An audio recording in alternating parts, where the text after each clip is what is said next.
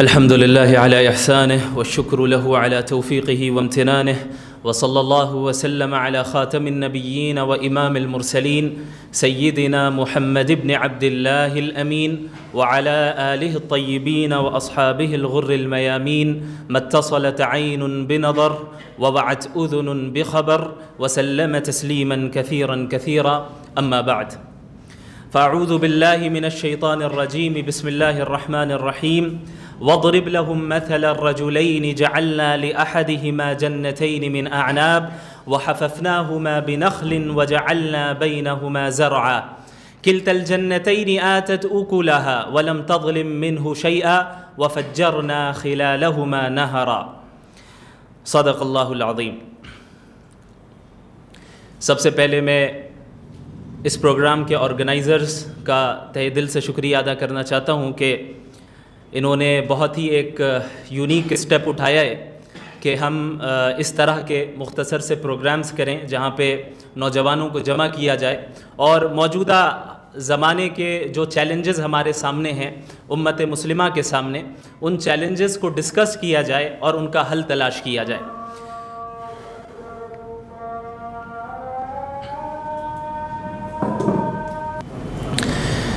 آج جو میرا ٹاپک ہے وہ ہے ایمان ورسز مٹیریلزم، ایمان ورسز مادیت. ابھی میں نے چند آیتیں آپ کے سامنے پڑھی ہیں، وہ آیتیں سورۃ الکہف کی آیتیں ہیں. اگر ان آیتوں پر ہم غور کریں اور ان کی تفسیر کو سمجھنے کی کوشش کریں تو ہمیں ایسا محسوس ہوتا ہے اور ایسا معلوم ہوتا ہے کہ گویا یہ آیتیں آج کے زمانے کے متعلق ہی نازل ہوئی ہیں.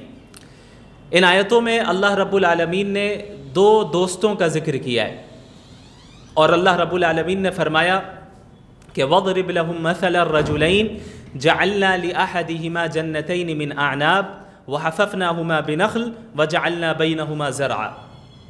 کہ آپ لوگوں کے سامنے دو دوستوں کا ذکر کر دیں، ان کا واقعہ بیان کر دیں. ان دو دوستوں میں سے ایک شخص ایسا تھا جس کو اللہ رب العالمین نے اس زندگی میں بہت سی نعمتوں سے نوازا تھا. اسے مٹیریلسٹک لائف حاصل تھی، لگژریس لائف حاصل تھی اور دنیا کی بہت سی نعمتیں اسے حاصل تھی. اللہ نے فرمایا کہ اسے اللہ رب العالمین نے دو باغات دیے تھے. ایسے باغات تھے جو انگور کے باغات تھے، انگور جیسا مرغوب پھل، اور پھر اس کا مکمل باغ، اور پھر باغ بھی ایک بلکہ دو باغ، اور اس کے علاوہ وجعلنا وحففناہما بنخل.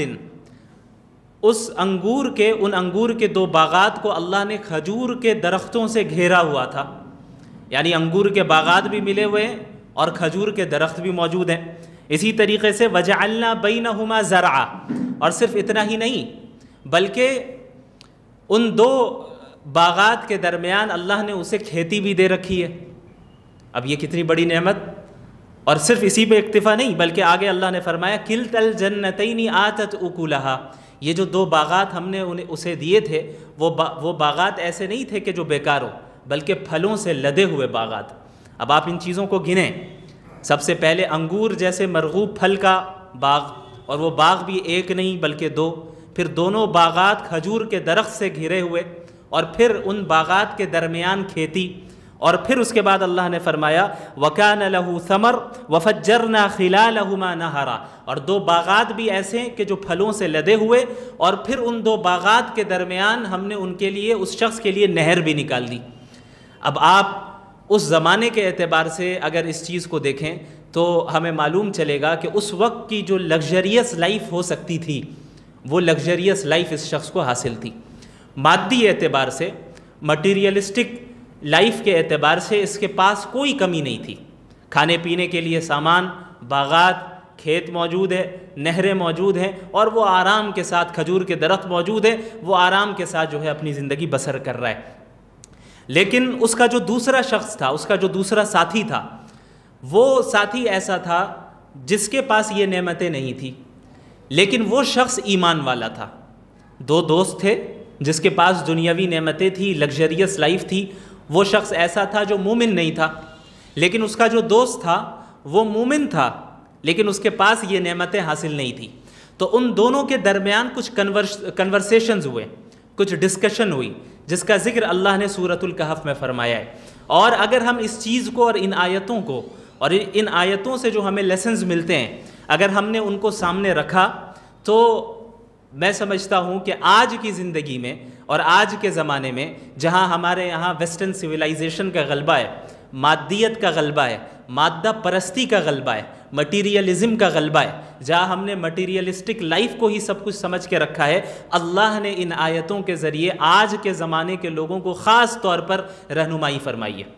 چونکہ ہمارا جو یقین ہے اس کتاب اللہ پر، قرآن کریم پر، کہ یہ کتاب اب قیامت تک کے لیے، ہر زمان و مکان کے لیے، تو ہر زمان و مکان کے لیے ہونے کا لازمی تقاضا یہ ہے کہ ہر طرح کے فتنے کا مقابلہ کرنے کا طریقہ اور ہر طرح کی مشکلات کا حل اس کتاب میں ہونا چاہیے. تبھی یہ کتاب وہ ہوگی جو قرآن کریم قیامت تک کے لوگوں کے لیے ہدایت نامہ ہے.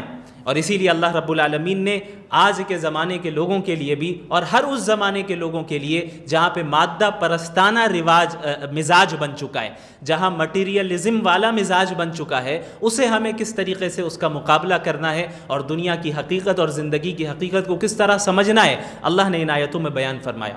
تو یہ دو ساتھی تھے، دو دوست تھے. ان دونوں کے درمیان اب ڈسکشن اور ایک کنورسیشن کا سلسلہ شروع ہوتا ہے. اللہ فرماتے ہیں کہ یہ جو شخص تھا جسے مٹیریلسٹک لائف حاصل تھی اور لگژریس لائف حاصل تھی، اسے اس اپنی لگژری کا جو ہے نشہ اس کے اوپر چڑھا ہوا تھا. جیسا کہ ہمیشہ ہوتا ہے مالدار لوگوں کے اوپر جو ہے ایک مالداری کا اور غرور اور تکبر کا ایک نشہ چڑھ جاتا ہے. اہل حکومت کے اوپر حکومت کا نشہ رہتا ہے، عہدیداروں کے اوپر عہدے کا نشہ چڑھ جاتا ہے، جاگیرداروں کے اوپر جاگیر کا جو ہے نشہ چڑھ جاتا ہے، بزنس مین کے اندر بزنس اور تجارت کی ترقی کا غلبہ اور اس کا اثر اور نشہ چڑھ جاتا ہے. بس اسی طریقے سے اس شخص کے اوپر بھی یہ اثرات ظاہر ہوئے اور اس شخص نے اپنے دوست سے کہا، وہ دوست جس کے پاس جو غریب تھا، اس سے کیا کہا؟ وَكَانَ لَهُ ثَمَرٌ فَقَالَ لِصَاحِبِهِ وَهُوَ يُحَاوِرُهُ أَنَا أَكْثَرُ مِنْكَ مَالًا وَأَعَزُّ نَفَرًا. اس مالدار شخص نے اپنے مومن دوست سے کہا کہ دیکھو، اس سے بات کرتے ہوئے، کہ میں تو تم سے زیادہ مالدار ہوں اور اپنے جتھے کے اعتبار سے اور لوگوں کے اعتبار سے میرا جتھا زیادہ مضبوط ہے. اب جو مالدار ہوتے ہیں اس کے پیچھے 8 لوگ اور آگے 8 لوگ گھومتے پھرتے ہیں کہ نہیں، تو اسے اس پر بھی غرور ہوتا ہے کہ بھئی کوئی میری جوتیاں سیدھی کر رہا ہے، کوئی میری کار کا دروازہ کھول رہا ہے، کوئی دھوپ میں مجھے امبریلا لے کر کھڑا ہے، کوئی میرے لیے پانی لا رہا ہے، کوئی مجھے باس کہہ رہا ہے، کوئی میرے سامنے ہاتھ باندھ کر آفس میں کھڑا ہے. تو یہ ایک غرور اور تکبر اس سے الگ آتا ہے. تو یہ غرور اس کے پاس بھی تھا. اس نے کیا کہا کہ انا اکثر منک مالا واعز نفرا، میں تو تم سے زیادہ مالدار بھی ہوں اور جتھے کے لحاظ سے بھی تم سے زیادہ مضبوط ہوں. میرا جتھا زیادہ اسٹرانگ ہے، میرے ماننے والے اور نام لینے والے، عزت کرنے والے زیادہ ہیں. تو یہ غرور اس کے اوپر، مادیت کا غرور اس کے اوپر تھا. اب اللہ اس کی بعض سائیکولوجی کو بیان کر رہے ہیں، جو اس کی سائیکولوجیکل کیفیت تھی اس متکبر شخص کی اور اس کافر شخص کی، جو عموماً ان لوگوں کی ہو جاتی ہے جو اس طرح کے غرور میں اور لگژریس لائف میں اپنے آپ کو بالکل انوالو کر چکے ہوتے ہیں اور اسے ہی سب کچھ سمجھتے ہیں. اللہ نے فرمایا وَدَخَلَ جَنَّتَهُ، اب یہ شخص اپنے باغ میں داخل ہوتا ہے اور وَهُوَ ظَالِمٌ لِنَفْسِهِ، اس حال میں کہ وہ اپنے نفس پر ظلم کر رہا ہے، چونکہ اس کے اندر غرور ہے، اس کے اندر تکبر ہے، اس کے نظریات صحیح نہیں ہیں، اس کی آئیڈیولوجیز صحیح نہیں ہیں، اس کے بلیف صحیح نہیں ہیں، اس کے افکار اور عقائد صحیح نہیں ہیں، لہٰذا وہ اپنے نفس پر ظلم کرنے والا ہے. تو داخل ہو کے کیا کہتا ہے؟ قَالَ مَا أَظُنُّ أَن تَبِيدَ هَذِهِ أَبَدًا، میرا یہ گمان نہیں ہے کہ اتنی بڑی یہ جو نعمتیں مجھے حاصل ہے کبھی ختم ہوں گی. میں نہیں سمجھتا کہ یہ نعمتیں کبھی ختم ہوں گی. انسان کی یہ فطرت رہی ہے کہ انسان ایک حالت کو دوسری حالت پر قیاس کرتا ہے. اب وہ ایسی سچویشن میں اس وقت تھا کہ جو لگژریس لائف ہو سکتی تھی وہ لگژریس لائف اسے حاصل تھی. اب اس نے اپنے فیوچر کے متعلق کیا گمان کیا، کیا قیاس کیا؟ وہ یہ کیا کہ یہ جو نعمتیں ابھی مجھے حاصل ہیں یہ تو کبھی ختم نہیں ہوں گی، یہ ہمیشہ باقی رہیں گی. اور ارباب حکومت کا بھی یہی معاملہ رہتا ہے. جس کے پاس حکومت آ جائے وہ سمجھتا ہے اب حکومت ختم نہیں ہوگی، یا میں ہونے نہیں دوں گا، یا فیوچر میں میں ایسی حالت میں منتقل ہوں گا جو میرے ماضی سے بہتر ہوگی. حالانکہ انسان اپنے فیوچر کے متعلق کوئی گارنٹی نہیں لے سکتا. ہو سکتا ہے آج خوشحال ہو کل اچانک غریب ہو جائے، ہو سکتا ہے آج غریب ہو کل اچانک خوشحال ہو جائے. لیکن عموماً جو لگژریس لائف میں ہوتے ہیں جن کے پاس مٹیریلزم اور مادیت کا جن کے اوپر غلبہ ہوتا ہے اور ان کے اندر مادہ پرستانہ مزاج بن چکا ہوتا ہے، تو وہ ان کے وہم و گمان میں بھی یہ نہیں آتی یہ چیز کہ وہ کبھی ان چیزوں سے باہر نکل سکتے ہیں یا اس کے خلاف کبھی ہو سکتا ہے۔ وہ سوچتے ہیں کہ ہم حاکم ہیں، ہم ہی حکومت چلائیں گے، ہم ہی رہیں گے، کون میرا مقابلہ کر سکتا ہے؟ ہم مالدار ہیں، ہم ہی مالدار رہیں گے، آگے ہمارا مقابلہ کون کر سکتا ہے؟ ٹھیک اس طریقے سے اس شخص نے کہا ما اظن ان تبید هذه ابدا، میرا نہیں خیال ہے کہ یہ نعمتیں میرے پاس سے جو ہے کبھی ختم ہوں گی۔